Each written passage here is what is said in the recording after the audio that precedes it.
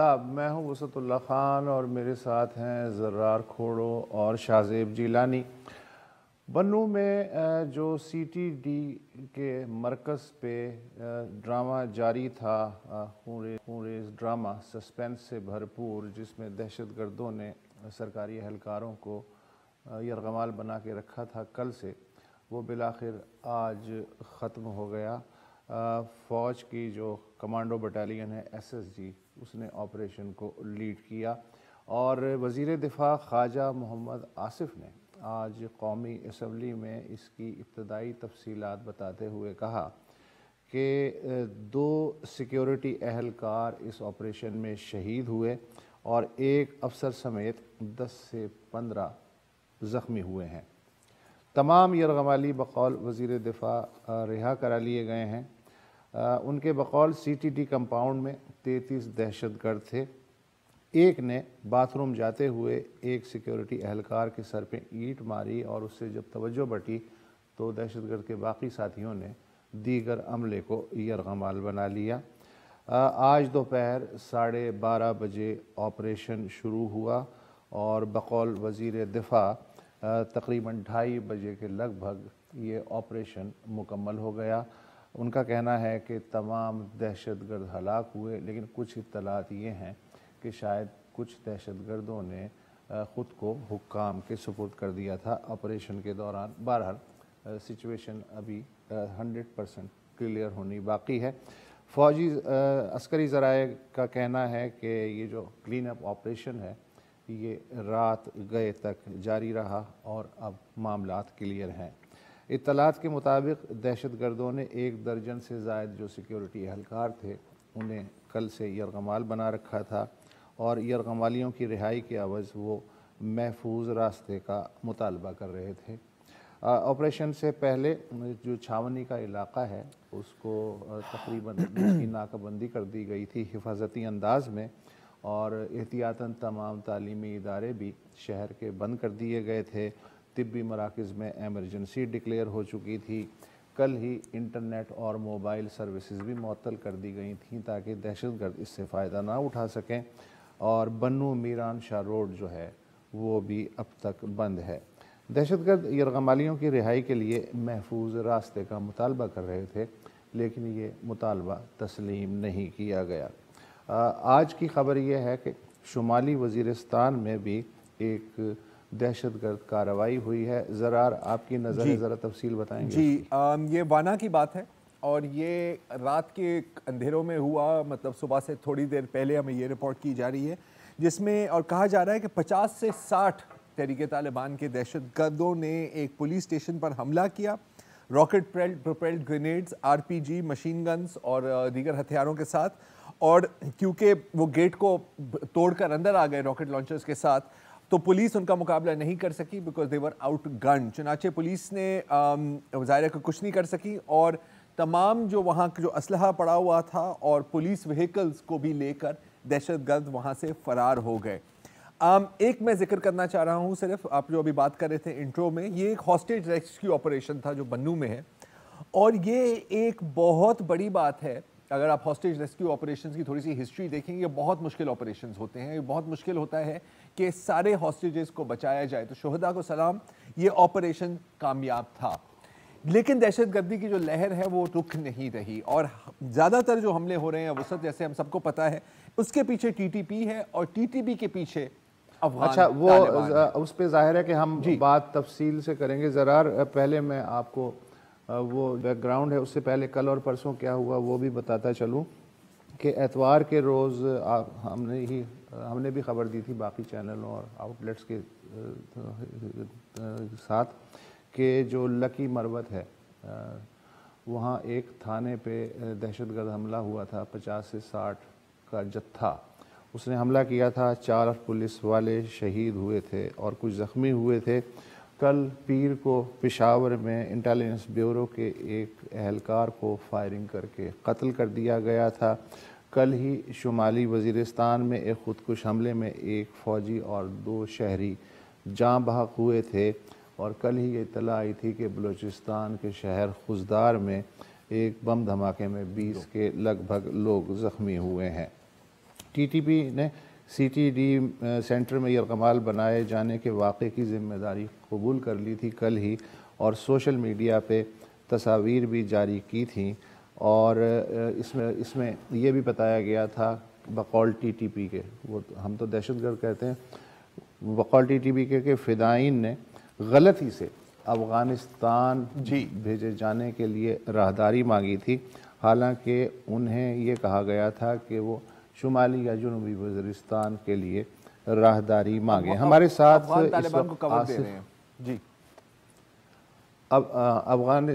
ہمارے ساتھ اس وقت آصف درانی سابق موجود ہیں، ایران اور متحدہ عرب امارات میں پاکستان کے سفیر رہ چکے ہیں۔ اس کے علاوہ افغانستان، بھارت، برطانیہ اور اقوام متحدہ میں اہم سفارتی خدمات انجام دے چکے ہیں۔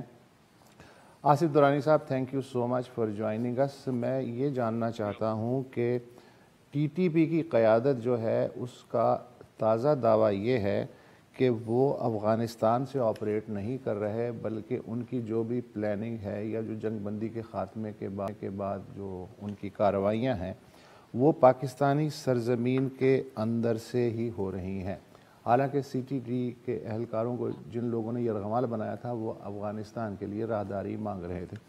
تو آپ کو کیا اطلاعات ہیں، یہ کیا ہے، سرحد پار کا کتنا کنٹریبیوشن ہے، اور خود طالبان نے یہاں پہ کتنے اپنے بیسس کو ری اسٹیبلش کرنے کی کوشش کی ہے؟ جی وسعت صاحب، آپ نے تفصیل تو بتا دی، لیکن جہاں تک ان کا جو آپریشنل ماڈلس آپرینڈائی ہے اس میں وہ افغانستان کو اپنی ایز سینچری استعمال کرتے ہیں، اور پاکستان میں یقیناً وہ آ چکے ہیں، اور پچھلے چند مہینوں میں یہ جو حکومت کی طرف سے یہ کیا گیا کہ ان کے ساتھ مذاکرات کیے جائیں، اور اس میں افغان طالبان نے پرومپٹ کیا تھا کہ جی ان کے ساتھ مصالحت کیجیے۔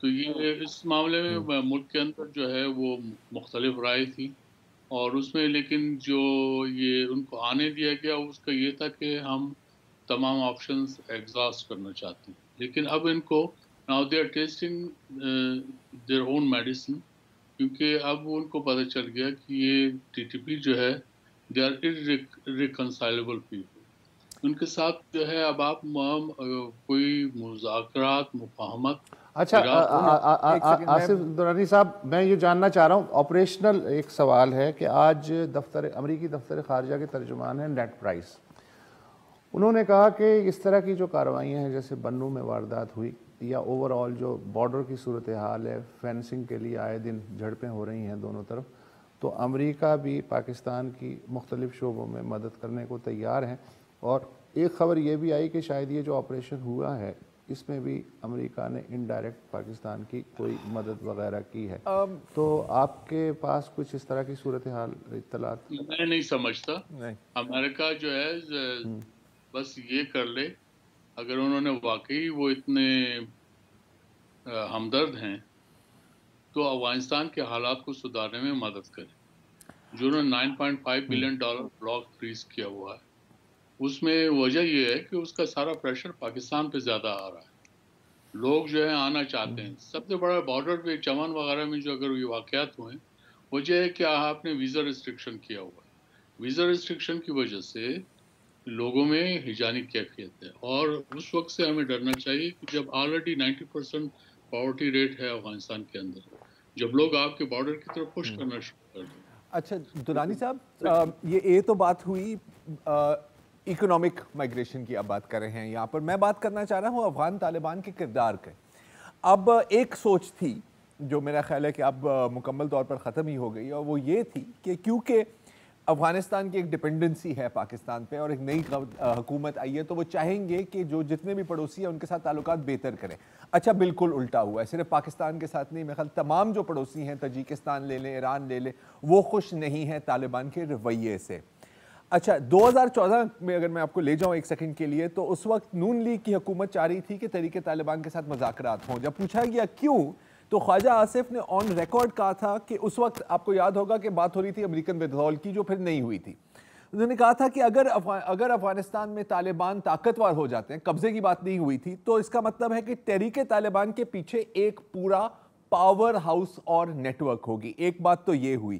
دوسری بات کہ ابھی پچھلے سال کی بات ہے کہ جو فوجی قیادت تھی chief of army staff Bajwa اور ڈی جی آئی جنرل فیض صاحب، انہوں نے ایک ان کیمرہ بریفنگ دی لا میکرز کو، جس میں باجوہ صاحب یا فیض صاحب یا دونوں نے یہ کہا کہ Afghan Taliban and Tehreek Taliban Pakistan are two faces of the same coin.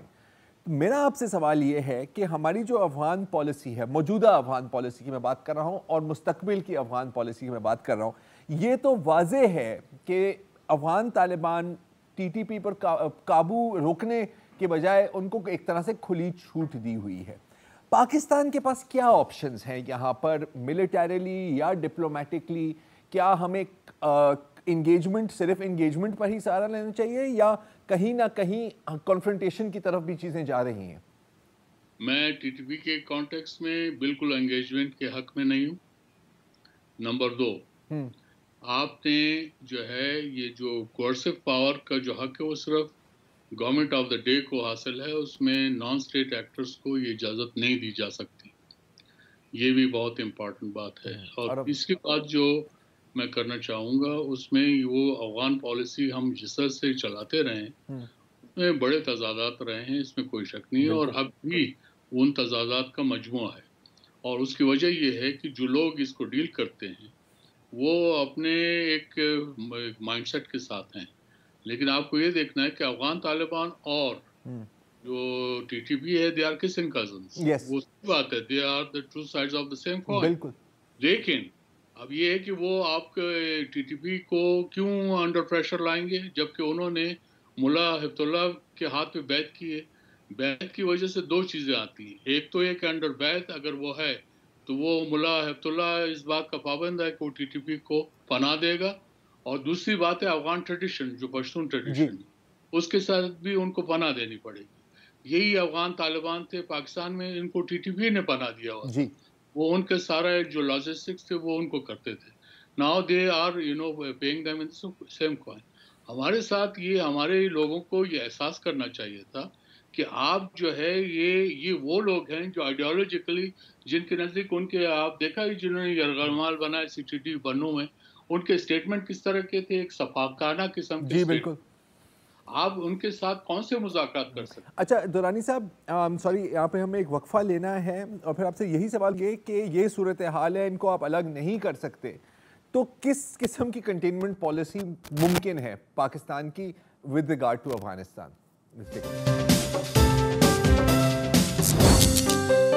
Welcome back. Pakistan کے مستقبل کی افغان پالیسی کیا ہو سکتی ہے، کیا ہونی چاہیے، گیون کہ پاکستان میں اس وقت ایک دہشت گردی کی نئی لہر آ گئی ہے؟ آصف درانی صاحب سے بات کر رہے ہیں ہم، اور آصف صاحب مان لیا کہ ٹی ٹی پی اور افغان طالبان کسنگ کزنز ہیں، مان لیا they are two sides of the same coin, یہ بھی مان لیا کہ بہت ساری ہماری جو assumptions تھیں، بالخصوص یہ کہ افغان طالبان کم از کم ٹی ٹی پی پر اتنا دباؤ ڈالیں گے کہ وہ پاکستان کے خلاف کارروائیاں نہ کریں، یہ غلط ثابت ہوئی ہیں۔ سوال آپ سے یہ ہے کہ آگے جاتے ہوئے کیا کیا جا سکتا ہے، اور میں آپ کو ایک ایگزامپل دیتا ہوں۔ ایک ایکسٹریم آپشن یہ ہے کہ جب اس طرح کا کوئی حملہ ہو تو ہم بھی کراس بارڈر سٹرائک کریں، ظاہر ہے کہ یہ ایک ایسکلیشن ہے، ظاہر ہے کہ اس سے بہت خطرناک نتیجے ہو سکتے ہیں۔ کیا ہمارے پاس کوئی درمیانہ رستہ ہے افغان طالبان کو انفلوئنس کرنے کا اس وقت؟ دیکھیے ایسکلیشن میں جائے بغیر number 1 you have to establish rule of law in your own country، یہ بہت ضروری ہے، اور اس میں across the board یہ ہونا چاہیے کسی کوئی رعایت کی ضرورت نہیں ہے آپ کو، خاص کر ٹی ٹی پی کے کانٹیکس میں۔ آپ کو ہر صورت میں ان کو اسی وقت معافی مل سکتی ہے جب وہ سرنڈر کریں گے، ورنہ ان کا آپ کو صفایا کرنا پڑے گا، ورنہ اگر آپ نہیں کریں گے تو وہ آپ کا صفایا کر دیں گے۔ اور دوسرا طالبان کے کانٹیکس میں ہم بہت پہلے ہمارے لوگ یوفورک ہو گئے تھے، اور وہ ان کو جو ہے گویا گود لینا چاہتے ہیں، یہ پیٹرنائز نہ کریں، آپ ان کو ان کے حال پہ چھوڑ دیں، اور اسی رول آف لا کے تحت آپ اپنا جو بارڈر ہے اس کی جو سیکیورٹی ہے اس کو مزید اسٹرینتھن کریں، اور یہ جو ہے یہ انٹرم میجرز ہیں، لیکن یہ in the long term it will give you more benefits, بجائے اس کے کہ آپ ڈیپ ڈاؤن افغانستان کے اندر جا کے گئے اس سے ایسکیلیشن بڑھ جائے گی۔ اور اس کے بعد تیسری چیز جو ہے افغانستان کا جو اقتصاد کا جو مسئلہ ہے نا وہ بھی لنکڈ ہے اس ٹیررزم کے ساتھ، کیونکہ جب بھوکے ہو جائیں گے تو لوگ ادھر ادھر جانے لگے ہیں، اور اس میں افغان طالبان کے پاس اور کوئی راستہ نہیں ہوگا کہ وہ ہماری فینس کو بھی توڑ دیں گے، وہ پش کریں گے لوگوں کو. اور اسمگلنگ ایک اور آسپیکٹ ہے. تیسرا ڈالر کا فلائٹ جو ہے وہ افغانستان میں ہو رہا ہے. یہ اس پہ جب آپ میجرز لیتے ہیں تو اس کے اوپر ان کے لیے ان کو مشکلات پیدا ہوتی ہیں. تو یہ تمام چیزیں ان کو کرنے کی. ٹریڈ کو واحد راستہ ہے جس کو آپ کو کھولنا چاہیے، وہ فیسیلیٹیٹ کرنا چاہیے. آلریڈی یہ افغان، میں یہ بھی بتا دوں، طالبان کو اس وقت حکومت کو جو اس کا امیجیٹ نیبرہڈ ہے ڈیفیکٹو ریکگنیشن ہے. یہی وجہ ہے کہ تمام جو نیبرز ہیں وہ بہرحال ان کے ساتھ وہ ان کی نان انکلوسیونیس پہ تو معترض ہیں، لیکن وہ طالبان کو ایکسیپٹ کرتے ہیں، اور اگرچہ انہوں نے ریکگنائز کیا، اور یہ نہیں کیا اس وجہ سے میں ایک جملے کے ساتھ کہ وہ لاسٹ ایئر سپٹمبر میں جب on the sideline of Shanghai Cooperation Organisation summit ہوئی تھی تو اس کے اندر اس میں یہ ایک سائڈ لائن یہ فیصلہ ہوا کہ ہم ایک ساتھ ریکگنائز کریں گے طالبان کو. لہٰذا ان کو ہم نے طالبان کو ریکگنائز اسی لیے نہیں کیا ہے کہ دیر از اے کنسنسس کہ not to involve in Afghanistan, اور دوسرا یہ کہ ڈونٹ پلے فیورٹس. یہ اب تک چل رہا ہے اور اس کو لیکن اس کے ساتھ ساتھ میں ایک چیز ہائی لائٹ کر دوں کہ جو ناردرن ریزسٹنٹ موومنٹ ہے جو احمد شاہ مسعود کے بیٹے اب چلانا چاہ رہے ہیں، پوزیشننگ ہمسیلف. اس کے بعد ٹی ٹی پی کا وجود ہے. ٹی ٹی پی جو ہے وہ اس کے فائنانسز کہاں سے آ رہے ہیں تو ہم جانتے ہیں، اس میں انڈیا از دا سورس، وہ اپنے موجود ہے. اس میں آئی ول ناٹ بی سرپرائز کہ اس میں جو ہے جو نیڈر آف سسپیشن ہے وہ انڈیا کی طرف جاتا ہے. Because there are many, we are privy to many reports according to which Indians یہ جو بیت اللہ مسعود کے لوگ تھے وہ وہاں انڈین ایمبیسی سے پکڑے گئے تھے جب میں وہاں پوسٹڈ تھا افغانستان میں. تو یہ چیزیں درانی صاحب یہ تو چلے مان لیا. اچھا سوری جی صاحب، آپ نے بات کی لا اینڈ آرڈر کی کہ ہمیں ملک میں امپروو کرنا ہے. آپ کو پتہ ہے کہ ہماری جو نیشنل سیکیورٹی پالیسیز ہیں وہ ظاہر ہے کہ اس کو فوج ڈٹرمن کرتی ہے، اور ہم نے دیکھا ہے کہ ہمارے یہاں چینج آف کمانڈ بھی ہو گیا، سب کچھ ہو گیا. اس وقت آپ کو وہاں سے کیا فیل مل رہی ہے کہ اتنی کارروائیاں یہ بڑھ رہی ہیں، ٹی ٹی پی جو ہے وہ دھڑلے سے اپنا کام کر رہی ہے، تو اس طرف سے آپ کو کیا ایک سینس مل رہا ہے کہ اس کو جس طرح آج ہمارے کمانڈوز نے زبردست وہاں پہ ایکشن کیا ہے، اس کو آرمی کے حد تک جو ہے because they are in the driving seat, how are they looking at it? دیکھیے فرام سیکورٹی پرسپیکٹو یہ آج کا جو آگے اس کا مطلب ہے کہ دیر از نو کمپرومائز، ورنہ تو پھر ان کے مطالبات مان لیے جاتے، نہیں مانے گے اور ماننے بھی نہیں چاہیے اور آئندہ بھی نہیں چاہیے. We have to sacrifice. ہم اب تک 80,000 لوگ اپنے جو ہے دے چکے ہیں. ہمارے انڈیا کے ساتھ 3 جنگیں ہوئی ہیں، ادھر ہمارے نقصان نہیں ہوا جتنا ہماری یہ برادر ملک کے ساتھ ہمارا اب تک نقصان ہو چکا ہے. تو ہمیں یہ احساس کرنا ہوگا، اور اب سیکورٹی فورسز ان کو بھی یہ احساس ہے. اور دوسری بات ہے کہ ڈپلومیسی جو ہے وہ سیکورٹی فورسز نہیں چلا سکتی، تو آپ کو ڈپلومیٹکلی جو ہے اس کو جن کا کام ہے ان کو سونپنا پڑے گا، یہ آپ کا بس کی بات نہیں ہے. اچھا تو یہی تو اگین سارا مسئلہ پھر یہاں پر ہی آ جاتا ہے نا کہ جیسے ہم ہمیشہ کہتے ہیں کہ اکراس دا بورڈ اونرشپ ہونی چاہیے، لیکن جو آپ کے ادارے ہیں، آپ کے جو سویلین ادارے ہیں، جیسے آپ کی فورن منسٹری ہے، آپ کی پارلیمنٹ ہے، ڈرائیونگ اور اونرشپ وہاں سے آنی پڑے گی اگر وہ لینا چاہ رہے ہیں یا اگر کوئی ان کو دینا چاہ رہا ہے. آپ کا جو پوائنٹ تھا ٹی ٹی پی کے بارے میں کہ چلے سے یہ مان لیتے ہیں اور بالکل شواہد بھی ہیں کہ ان کی فنڈنگ ہوتی ہے انڈیا سے. اب یقیناً جب ہم کارزائی اور پھر اشرف غنی کی حکومت تھی تو ہم ہمیشہ یہی کہتے تھے کہ جی آپ ایکشن لیں، آپ ایکشن لیں، آپ روک کیوں نہیں رہے.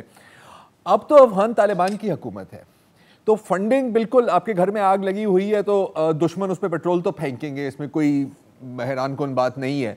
لیکن الٹیمیٹلی تو دا لیورز آر ان کابل نا سر، اینڈ وہ اگر اس پر دباؤ نہیں ڈالیں گے فار وٹ ایور ریزن، تو اگین سوال میرا وہی ہے، میں اس کو دوبارہ پیش کروں گا کہ ہم کس قسم کا پریشر ماؤنٹ کر سکتے ہیں افغان طالبان پر، اور کیا وہ کوئی پریشر ماننے کے لیے یا پریشر پر رسپانس بھی کریں گے یا نہیں، یہ مجھے سمجھ نہیں آ رہی. اچھا میں اس میں آصف درانی صاحب زرار کا جو سوال ہے اس میں ایک لائن میں ایڈ کر دیتا ہوں کہ تاریخی، ثقافتی، جغرافیائی اور جو نسلی مجبوریاں ہیں، مجھے ایسا لگتا ہے کہ اس نے پاکستان کے ہاتھ باندھ رکھے ہیں اور پاکستان کے اندر بھی آپ نے فرمایا کہ ان کے حق میں ایک سافٹ کارنر اور لابی تو موجود ہے، لہٰذا کوئی فیصلہ کن سٹیپ لینا خاصا مشکل ہے، اور طاقت کا جو استعمال ہے وہ ایک حد سے زائد ممکن ہے ہی نہیں افغانستان کے معاملے میں. تو اس پیچیدگی کے ساتھ نارملائزیشن کیسے ہو سکتی ہے کہ پاکستان کے شہری محفوظ رہ سکیں؟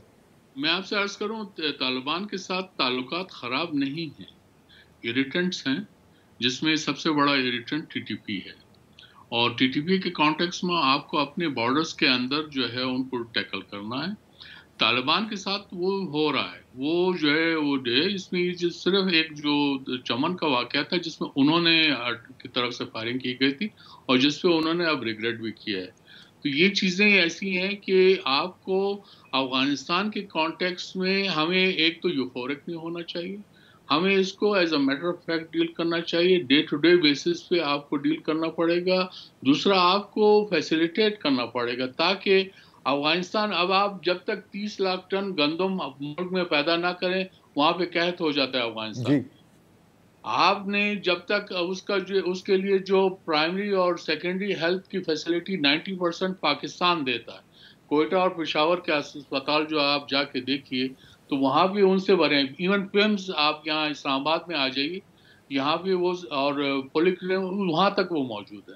میں جب کابل میں پہنچتا تھا مجھ سے سفارشی لیٹر لے کے آتے تھے پیمز کے لیے، وہ عام افغان ہوتے تھے. یہ آپ دیکھیے ایک سمبایوٹک ریلیشن شپ ہے جس کے اندر جو ہے وائرس آ چکا ہے، یہ ایک اپنی جگہ ہے، اور اس کے لیے وہ پھر کزن رائیولری ہے جسے تربر ولی کہتے ہیں. یہ تربر ولی جو ہے ہمارا رول پلے کرتی ہے. انڈیا کے لیے کیا ہوتا ہے؟ انڈیا نے صرف پیسہ پھینکنا ہے، انڈیا نے اور کچھ نہیں کرنا. اسلحہ ان کے پاس ہے، خناس ان کے دماغوں میں موجود ہے، چاہے ٹی ٹی پی ہو یا دوسرے ہوں، وہ اپنی جگہ ہے. تو آپ نے اس کو قبائلی طریقے سے بھی، اب ہمارے لیے نزدیک ہے کہ ہمارے جو قبائلی لوگ ہیں ان کو انوالو کرو. آپ کو جو آپ کے جو ٹریک 2 ہے اس کے ذریعے آپ کو کریں. یہ باتیں ہوتی بھی نہیں ہیں، اس سے مسئلے جو ہے کسی حد تک حل بھی ہو جاتے تھے. اشرف غنی کے ٹائم میں 2000 ٹی ٹی پی جو ہے وہ جیل میں تھا، ٹھیک ہے. جب طالبان آ گئے تو وہ ریلیز ہو گئے. 7000 سوری دورانی صاحب، ہمارا وقت ختم ہوا جا رہا ہے. آپ کا بہت بہت شکریہ. لیٹس ٹیک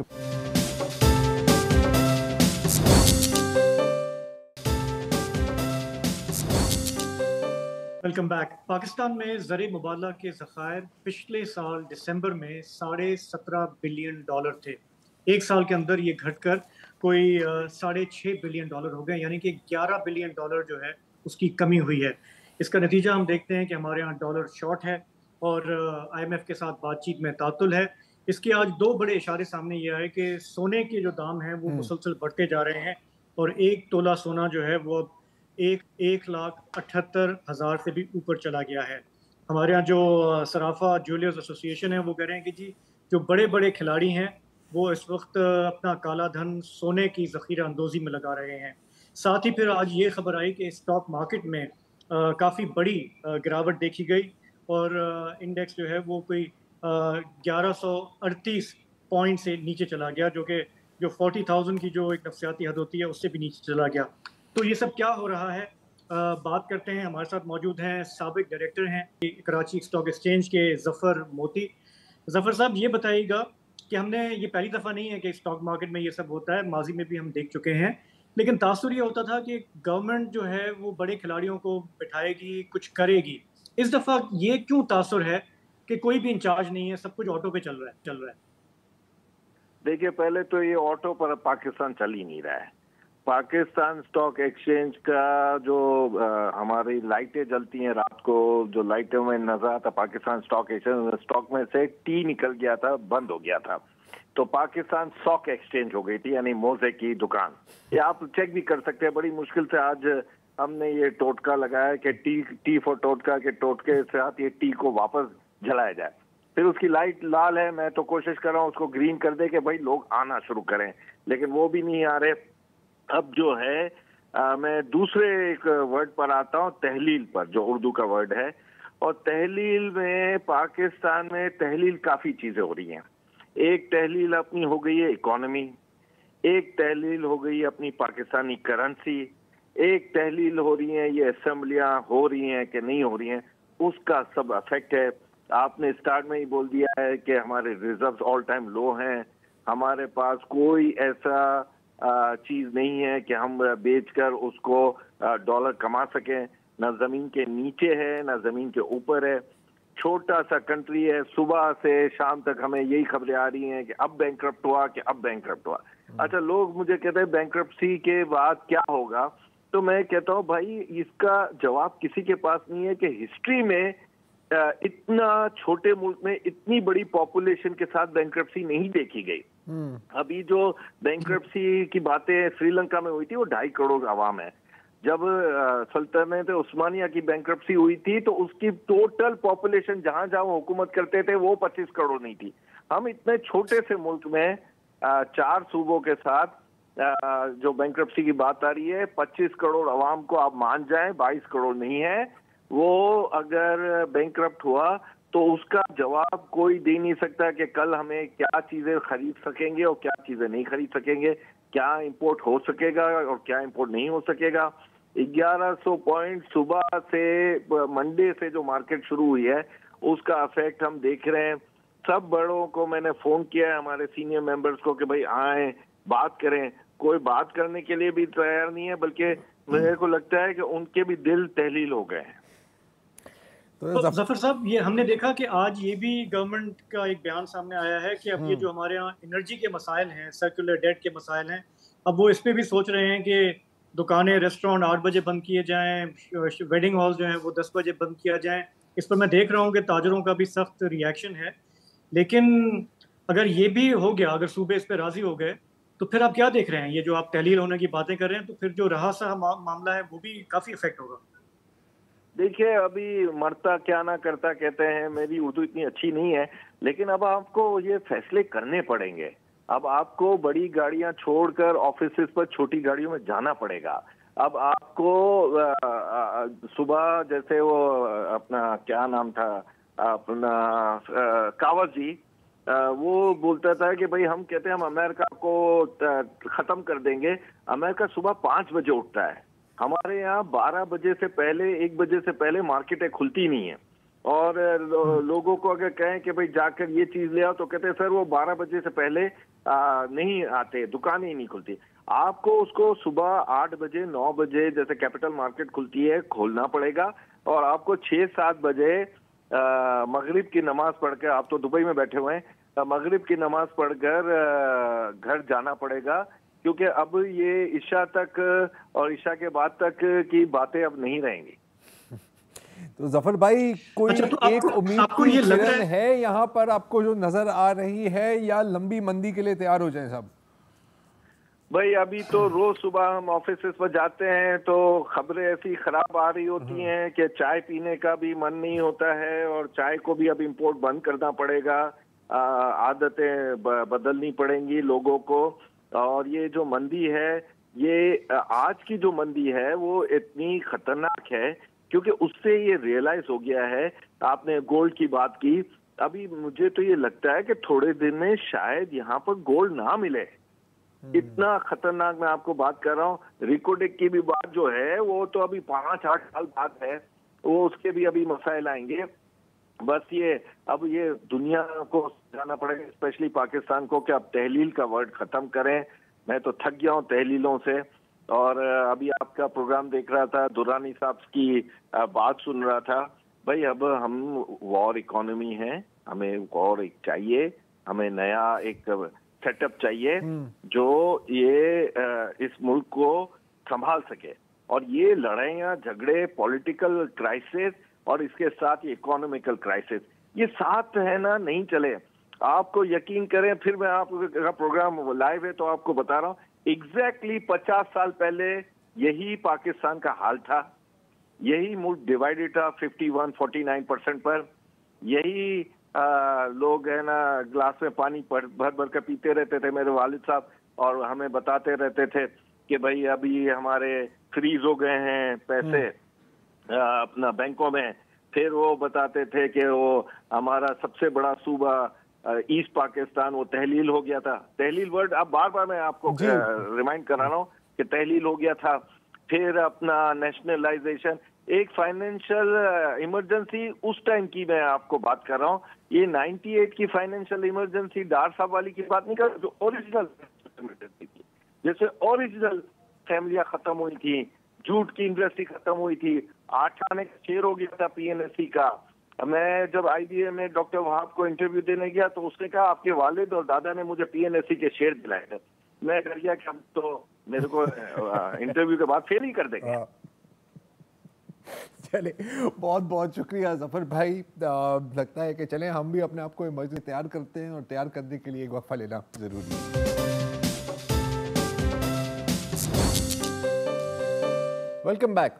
اب جتنی شاندار طریقے سے فٹ بال ورلڈ کپ شروع ہوا تھا اتنے ہی شاندار طریقے سے فٹ بال ورلڈ کپ ختم ہوا. ارجنٹینا اور فرانس کا ایک تھرلنگ مقابلہ تھا, اور امپاپے جیسے کھلاڑیوں کی پوری کوشش کے باوجود Argentina won the game, but it was well played by every بڈی.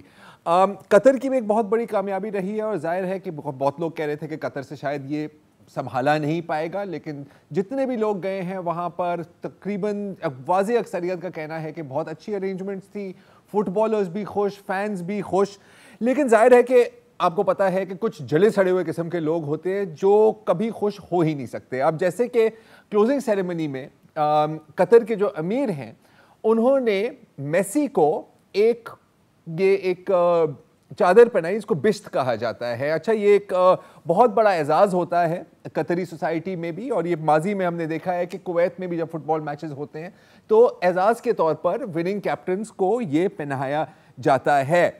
اچھا, ارجنٹینا کے فینس کو کوئی مسئلہ نہیں ہوا, میسی کو کوئی مسئلہ نہیں ہوا, بلکہ ارجنٹینا کے فینس تو اس کے بعد خود جا کے بشت خرید کر اپنی ویڈیوز بھی بنا رہے ہیں پہنے ہوئے, تو کوئی ایشو نہیں ہوا. لیکن ظاہر ہے کہ ہمیشہ کچھ جلے سڑے قسم کے لوگ ہوتے ہیں, اور انفارچونیٹلی کافی ویسٹرن میڈیا میں بھی ایسے لوگ ہوتے ہیں اور کامنٹیٹرز بھی ہوتے ہیں جو کہہ رہے ہیں کہ یار یہ کیا کر دیا ہے آپ نے. جیسے کہ ٹیلی گراف اور ڈیلی میل کی اگر آپ ہیڈ لائنز دیکھیں تو سب میں یہ لکھا ہوا ہے کہ جی ورلڈ کپ کا پورا مزہ خراب کر دیا آپ نے. اچھا, ایک تو کامنٹ میں نے یہ بھی پڑھا تھا کہ جی یہ ارجنٹینا کی شرٹ کو چھپانے کی کوشش ہے, کیونکہ ویسے تو کسی کو کبھی نہیں پتہ لگے گا کہ میسی ارجنٹینا کے لیے پلے کرتا ہے.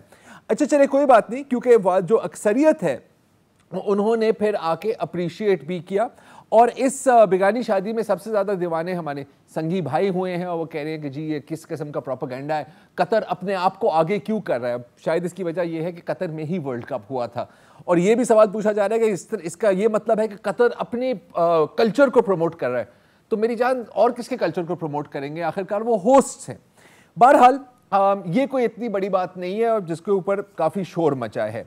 لیکن قطر کے خلاف جو پروپیگنڈا ہے وہ ورلڈ کپ کے شروع ہونے سے پہلے ہی شروع ہو گیا تھا. میں آپ کو ایک فرینچ میگزین کا ایک کارٹون دکھانا چاہ رہا ہوں, پیار سے اس کو کارٹون ہی کہہ رہے ہیں, جس میں قطر کی فٹ بال ٹیم کو دکھایا جا رہا ہے. اب ذرا تھوڑا غور سے دیکھیں, سب کو دہشت گردوں کی طرح دکھایا گیا ہے, راکٹ لانچر اور کلہاڑیوں کے ساتھ. بہرحال لیکن وہ کہتے ہیں کہ جی کوئی بات نہیں, آپ لوگ ایسی سیریس لے رہے تھے, ہم تو مذاق کر رہے ہیں. اچھا, پھر جب ورلڈ کپ کی اوپننگ سیریمنی ہوئی, آپ کو پتا ہے کہ BBC اور ITV نے اس کو نشر کرنے سے انکار کیا, اور انہوں نے کہا کہ جی ہمارا ضمیر نہیں مانتا, کیونکہ قطر میں اتنی ہیومن رائٹس ابیوزز ہیں کہ ہم as a protest opening ceremony نہیں دکھائیں گے. اچھا, ضمیر کی آواز ان کی کبھی ان سے یہ نہیں پوچھتی کہ آپ کبھی اپنے حکومت سے یہ سوال کریں کہ آپ لوگ قطری انویسٹمنٹ کے پیچھے پھر کیوں پڑے ہوتے ہیں, اور قطر کو پھر آپ ہتھیار کیوں بیچ رہے ہوتے ہیں اگر اتنی ہی ابیوزز ہیں. اچھا, میچ فٹ بال ورلڈ کپ تو ارجنٹینا نے جیتا, لیکن ایک بہت بڑا ونر میری رائے میں اور میرے خیال بہت لوگوں کی رائے میں تھی موروکو کی ٹیم. اور یہ اس لیے کہ موروکو کے ساتھ بالکل ویسا ہی ہوا جو موروکو کے ساتھ 8ویں صدی میں ہوا تھا, کہ اسپین کو تو فتح کر لیا لیکن پھر فرانس کے ہاتھوں شکست کا سامنا کرنا پڑا. لیکن کوئی بات نہیں, the team is still a winner. اور ایک اس کی بہت بڑی وجہ ہے کہ وہ انتہائی کیوٹ حرکتیں کرتے ہیں. جیسے کہ آپ یہاں دیکھ رہے ہیں کہ اپنی والدہ کو یہ گول کیپر فیلڈ پر لے آئے ہیں, ان کے ساتھ ناچ رہے ہیں, اور یا سائڈ پر جو آج موروکن پلیئر ہیں, اس کو بونو کہا جاتا ہے, وہ اپنے بیٹے کے ساتھ انٹرویو دے رہے ہیں, اور دیکھ رہے ہیں بیٹا بار بار مائک کو چکھنے کی کوشش کر رہا ہے کیونکہ وہ سمجھ رہا ہے کہ شاید یہ آئس کریم ہے. یہ دیکھیں. اچھا, اب اس پر کس کو اعتراض ہو سکتا ہے؟ اگر آپ یہ سوچ رہے ہیں کہ یار اس سے مطلب بندے کا دل خوش ہوتا ہے ایسی چیزیں دیکھ کر, تو کس کو یہ برا لگ رہا ہوگا؟ تو ذرا یہ ایک کلپ دیکھیں ڈینش ٹی وی کی, انتہائی سویلائز لوگ ہیں, اور وہ موروکو کی جو ٹیم پلیئرز جو اپنے گھر والوں کو جب بھی ڈال رہے ہیں وہ کہہ رہے ہیں کہ یار بالکل ہمیں اس تصویر کی طرح لگ رہا ہے, مطلب بندروں کی تصویر. اچھا یہاں پر ایک اور کانٹیکسٹ یہ ہے کیونکہ موروکو افریقہ میں ہے, تو اکثر جب افریکنز کو ریسسٹ ٹرمز میں لوگ ڈسکرائب کرتے ہیں تو کہتے ہیں کہ جی بندر ہیں. اس کے بعد اب اتنا شور مچا ہے کہ ڈینش ٹی وی نے اس کے اوپر ایک اپولوجی بھی کی ہے اور کہا تھا کہ نہیں ہم نے تو سمجھا تھا کہ مذاق کر رہے ہیں, آپ لوگ ایسی پتہ نہیں کیوں سیریس ہو جاتے ہیں. اچھا کبھی کبھی سیریس ہونے کی بات بھی ہوتی ہے. ایک اور ڈینش کارٹون ہے وہ میں آپ کو دکھانا چاہ رہا ہوں. جب موروکو فرانس سے ہار گیا تو یہ کارٹون پبلش ہوا ایک ڈینش نیوز پیپر میں, اور آپ دیکھ رہے ہیں کہ کراچی والوں کو اس بات کی سمجھ آ جائے گی. 2 موروکن جا رہے ہیں موٹر بائک پر اور وہ کپ چھین کے لے جا رہے ہیں. کہنے کا مقصد یہ تھا کہ اگر یہ جیتیں گے تو یہ صرف چوری کر کے ہی جیتیں گے. اچھا اب موروکن ٹیم پر اور بھی فوکس رہا ہے, اور بالخصوص جرمن میڈیا کا, جو آپ کو پتا ہے کہ اکثر شاذیب لگتا ہے کہ اسرائیلیوں سے زیادہ اسرائیلی ہے. جیسے کہ جی ایسا ہی ہے نا, جیسے کہ جیت کے بعد اسپین کے میچ کے بعد موروکن ٹیم بیٹھی ہوئی تھی اور انہوں نے شہادت کی انگلی اٹھائی.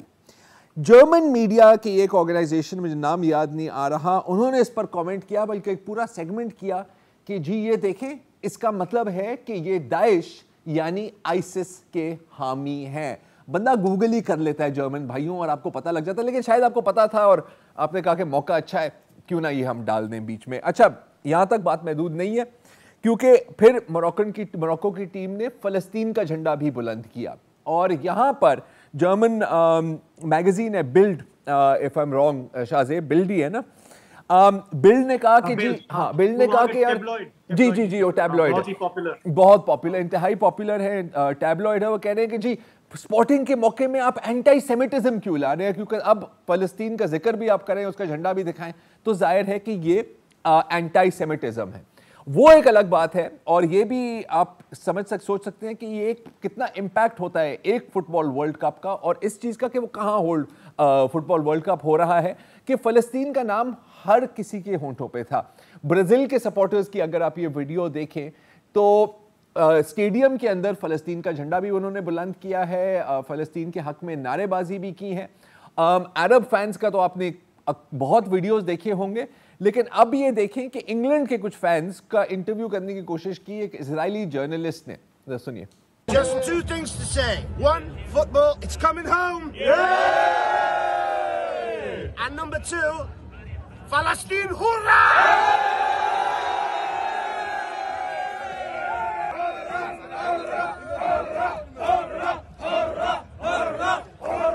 First question, wait a minute. First question, is it coming home? It's coming home. It's coming home. Free Palestine! Okay.